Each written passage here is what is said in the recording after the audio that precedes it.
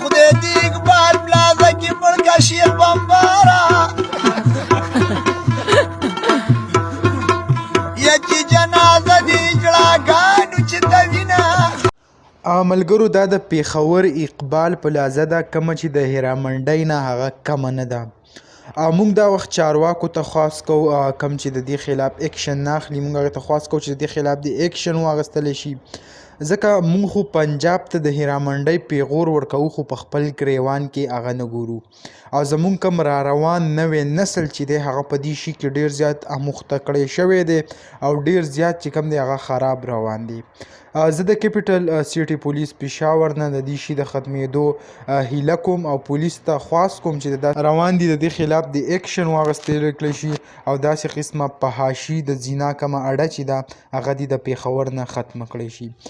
دې نه علاوه یعنې دا داسې پټه خبره نه ده چې پولیس د دې نه یا نه دي خبر په سوشل میډیا باندې هغه که مونږ فیسبوک وګورو دې نه علاوه که مونږ په یوټیوب کې چېرته سرچ ورکړو او د دې کم قسمه ویډیو چې دي هغه تاسو کتی شئ یعنې د کم وخت نه زړې د 2-3 کالو نه زړې ویډیو د دې هغه په یوټیوب باندې چلیږي داسې خو د دې خلاف هغه اوسه پورې د پېښور کم پولیس چې دي هغو داسې اکشن وانخیستو. بله دا هم ویلې کړی کېږي چې د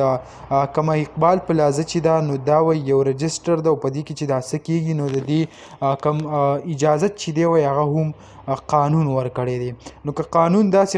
اجازت ورکړی وي زمونږ کوم اسلامي ملک چې دی په هغې کې د زنا اډې دپاره هغه اجازت ورکوي نو دا هم ډېره زیاته یو د افسوس خبره ده ځکه که مونږ وګورو پاکستان چې کوم دی هغه که هیرامنډۍ په پنجاب کې ده په هغې باندې چې کم بدنام دی نو ټول پاکستان داسې ګڼل کېږي وایي چې آیا په ټول پاکستان کې داسې زنا کېږي. نو که مونږ وګورو اقبال پلازې ته زمونږ یعنې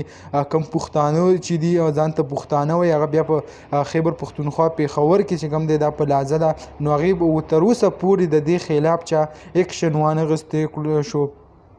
چې دا پلازه هغه ختمه کړي او زمونږ کوم پښتانه وروڼه چې دي هغه نه بدناموي.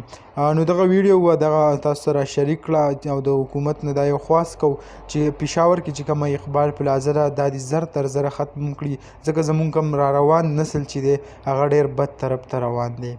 نو امید لرم ویډیو به مو خوښه شوي که ویډیو مو خوښه شوي ویډیو لایک کړئ او که زمونږ په چینل نوي یئ چینل سبسکرایب کړئ د داسې نورو ویډیوګانو دپاره انشاءالله په بل ویډیو کې به ملاویږو د نن دپاره دا کافي وه د لوی الله په امان.